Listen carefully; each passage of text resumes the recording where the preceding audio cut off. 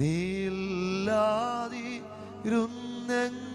ഞാൻ ഒന്നുമല്ലാതായി മാറിയേനേ.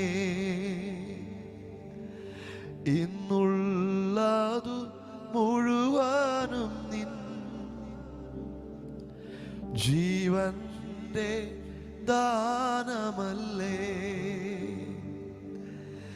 നീയില്ലാതിരുന്നെങ്കിൽ ഞാൻ ഒന്നുമല്ലാതായി മാറിയേനേ. ഇന്നുള്ളതു മുഴുവനും നിൻ ജീവന്റെ ദാനമല്ലേ. എത്രയോ പേര് നമ്മളെ നോക്കി പറഞ്ഞിട്ടുണ്ട്, നീ അങ്ങനെയാകത്തുള്ളൂ, ഇങ്ങനെയാകത്തുള്ളൂ. ചിലപ്പോൾ നമ്മളെ കുടുംബത്തിൽ പലരും ചെയ്തുകൊണ്ടിരുന്ന പ്രവൃത്തികൾ വെച്ച് പലരും നമ്മളെ വിലയിരുത്തലാ. നീ അങ്ങനെ, നിന്റെ അപ്പൻ അങ്ങനെ ആയതുകൊണ്ട് തലമുറകളും അങ്ങനെ തന്നെ ആകും. അങ്ങനെ പറഞ്ഞ് നമ്മളെ വിധിച്ച് മാറ്റിയ സ്ഥാനങ്ങളിൽ ആ കർത്താവിൻ്റെ സ്നേഹമാണ് നമ്മൾ എത്രത്തോളം മാറ്റിയത്. ഇന്ന് പകലിലും ആ ദൈവസ്നേഹം ഇതിനകത്ത് വ്യാപരിക്കുന്നുണ്ട്, ആ കർത്താവിൻ്റെ സ്നേഹം ഇതിനകത്ത് വ്യാപരിക്കുന്നുണ്ട്. എനിക്കത് അനുഭവിക്കാൻ കഴിയുന്നുണ്ട്.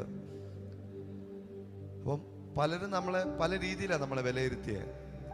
നിന്റെ അപ്പൻ അങ്ങനെ ആയതുകൊണ്ട് നീയും അങ്ങനെ തന്നെയാകും, നിന്റെ അമ്മ ഇങ്ങനെ ആയതുകൊണ്ട് നീയും അങ്ങനെ, നിന്റെ കുടുംബ പാരമ്പര്യം അങ്ങനെ ആയതുകൊണ്ട് നീയും അങ്ങനെ തന്നെ ആകും. എന്നെ നോക്കി പറഞ്ഞത്, എൻ്റെ അപ്പൻ ഭയങ്കര മദ്യപാനി ആയതുകൊണ്ടാ ഞാനും മുള്ളിൻ്റെ മൂട്ടിൽ മുള്ളല്ലേ മുളയ്ക്കുമെന്നും പറഞ്ഞ് എന്നെ നാട്ടുകാർ പരിഹസിക്കാൻ തുടങ്ങി.